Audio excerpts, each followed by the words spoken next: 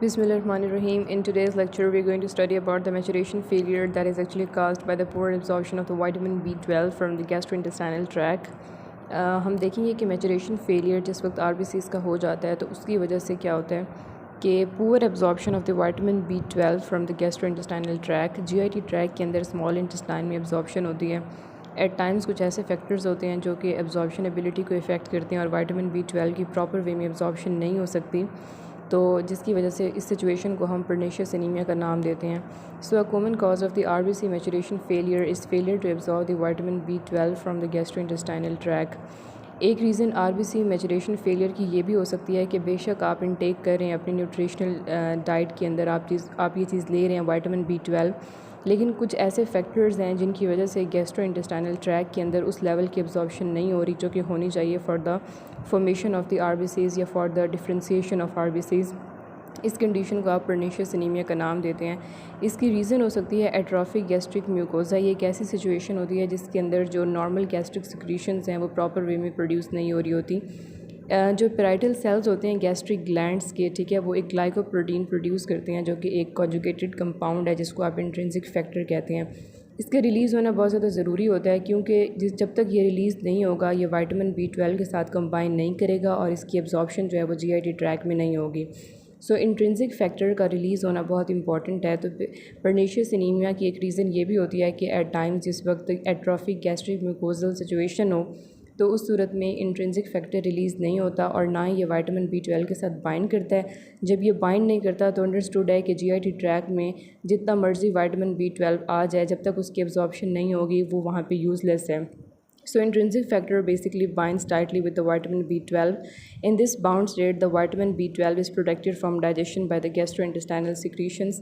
जो GIT की secretions होती हैं वो acidic हो सकती हैं, वो alkaline हो सकती हैं जो कि GIT ट्रैक के अंदर आ रही हैं, ठीक है. तो अगर इंट्रिंसिक फैक्टर विटामिन B12 के साथ बाइंड ना करे तो हो सकता है कि विटामिन B12 जो है वो एट रिस्क हो. तो इसकी बाइंडिंग होना बहुत ज़रूरी होती है इंट्रिंसिक फैक्टर के साथ, क्योंकि इस तरह से जो विटामिन B12 है ये different type of gastrointestinal secretion से जो है वो सेफ़ रहता है. जिस वक्त इनकी बाइंडिंग हो जाती है तो फिर इनकी बाइंडिंग के बाद जो इंट्रिंसिक फैक्टर और विटामिन B12 हैं basically they have the ability कि इंट्रिंसिक फैक्टर बाइंड करे specific receptor sites on the brush border membranes of the mucosal cells in the ileum. पहले इंट्रिंसिक फैक्टर और विटामिन B12 कंबाइन करेंगे और इनकी combination के बाद या इनकी बाइंडिंग के बाद अटैचमेंट होगी इंट्रिंसिक फैक्टर की रिसेप्टर्स के साथ जो कि बेसिकली ब्रश बॉर्डर के ऊपर पड़े हुए हैं. Vitamin B12 is then transported into the blood. Absorption के बाद स्मॉल इंटेस्टाइन में विटामिन B12 की एब्जॉर्प्शन अब सही तरह से हो सकेगी और इसकी एब्जॉर्प्शन के बाद ये ब्लड सर्कुलेशन का पार्ट बन जाएगा during the next few hours by the process of pinocytosis carrying intrinsic factor and the vitamin together through the membrane. Lack of intrinsic factor therefore decreases the availability of the vitamin B12 because of faulty absorption of the vitamin B. तो होगा क्या कि अगर intrinsic factor नहीं पड़ा तो आप जितना मर्ज़ी विटामिन B12 ले लें, जब तक उनकी बाइंडिंग नहीं होगी तो विटामिन B12 जो है वो आपकी एब्जॉर्ब नहीं हो सकेगा इन द GIT ट्रैक या इंटेस्टाइन्स के अंदर या स्मॉल इंटेस्टाइन के अंदर. तो इंट्रिंसिक फैक्टर का होना बहुत ज़्यादा ज़रूरी है. Once vitamin B12 has been absorb from the gastrointestinal track it is first stored in large quantities in the liver. Absorption के बाद विटामिन B12 जो है वो लिवर के अंदर स्टोर हो जाता है, यानी कि जो स्टोरेज होती है विटामिन B12 की वो बेसिकली लिवर में होती है और उसके बाद ये according to the demand bone marrow के अंदर रिलीज़ होता रहता है, क्योंकि बोन मैरो के अंदर जो है वो RBC की सिक्रीशंस होनी है, वहाँ पे प्रोडक्शन होनी है, मैचुरेशन होनी है, सारा मेकनिज़म जो है वो बोन मैरो के अंदर होना है. तो अकॉर्डिंग टू द डिमांड क्योंकि विटामिन B12 कंपलसरी है for the maturation of RBCs, तो जैसे जैसे RBCs बोन मैरो के अंदर बनेंगे तो लिवर में से जो स्टोर्ड विटामिन B12 है वो अकॉर्डिंग टू द डिमांड जो है वो वहाँ से मूव करेगा टूवर्ड्स द बोन मैरो ताकि RBCs की मैचुरेशन सही तरह से हो सके. जो minimum amount of vitamin B12 per day for the maturation of RBCs require होती है वो बेसिकली 1 to 3 माइक्रोग्राम्स की रिक्वायरमेंट है and the normal storage in the liver and the other body tissues is about 1000 times this amount. Storage भी होती है, ठीक है, इसकी रिक्वायरमेंट जो है वो बेसिकली 1 to 3 माइक्रोग्राम्स है. Therefore 3 to 4 years of the defective B12 absorption are usually required to cause the maturation failure anemia.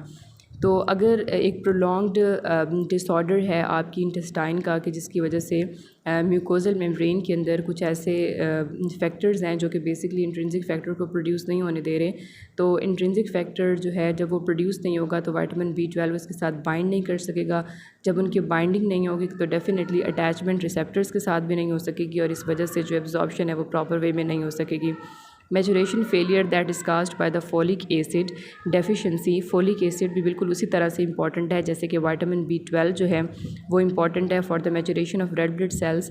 So folic acid is normally constitute in the green vegetables, some fruits and liver के अंदर, यानी कि जो meet content है उसके अंदर भी folic acid जो है उसका एक इंपॉर्टेंट कंटेंट होता है। It is easily destroyed during cooking. इसीलिए जिस वक्त आप कुकिंग करते हैं तो उस वक्त फॉलिक एसिड कंपोनेंट फूड का वो डिस्ट्रॉय हो जाता है। Also people with gastrointestinal absorption abnormalities, जैसे कि स्प्रू है, ये एक ऐसी डिजीज़ होती है जिसके अंदर इन्फ्लेमेशन हो जाती है स्मॉल इंटेस्टाइन की। तो जिस वक्त इन्फ्लेमेशन हो जाती है तो डेफिनेटली जो एब्जॉर्प्शन एबिलिटी है इंटेस्टाइन की वो कम हो जाती है या वो उस लेवल की नहीं होती जो कि आम तौर पर होनी चाहिए for the proper absorption of vitamin B12 as well as folic acid. So होगा ये कि इन्फ्लेमेशन हो जाएगी स्मॉल इंटेस्टाइन की, और अगर आप कोई ऐसी डाइट ले रहे हैं तो वो भी जो आपकी डाइट होती है वो भी इफ़ेक्ट कर सकती है आपकी स्मॉल इंटेस्टाइन की लाइनिंग को। जैसे कि अगर आप एक ऐसा कंटेंट ले रहे हैं जैसे कि ग्लूटीन है, तो इसकी वजह से स्मॉल इंटेस्टाइन की इन्फ्लेमेशन हो जाती है और इसकी वजह से जो है वो एक डिज़ीज़ होती है जिसको आप स्प्रू का नाम देते हैं। सो मैचुरेशन जो है फेलियर वो इसी वजह से होता है जिस वक्त प्रॉपर एब्जॉर्प्शन स्मॉल इंटेस्टाइन के अंदर फॉलिक एसिड और विटामिन B12 की नहीं हो सकती। Therefore in many instances the maturation failure the cause is the deficiency of the intestinal absorption of both folic acid and vitamin B12। इसीलिए vitamin B12 और folic acid दोनों अगर proper way में absorb नहीं हो रहे तो इनकी एब्जॉर्प्शन ना होने की वजह से जो है वो मैचुरेशन फेलियर होगा रेड ब्लड सेल्स का। तो इन दोनों की जो है वो प्रॉपर वे में एब्जॉर्प्शन होना बहुत ज़्यादा ज़रूरी होती है, क्योंकि अगर ये एब्जॉर्ब सही तरह से नहीं हो सकेंगे तो रेड ब्लड सेल के अंदर डिफरेंट टाइप ऑफ डिफ़ॉल्ट्स आएंगे।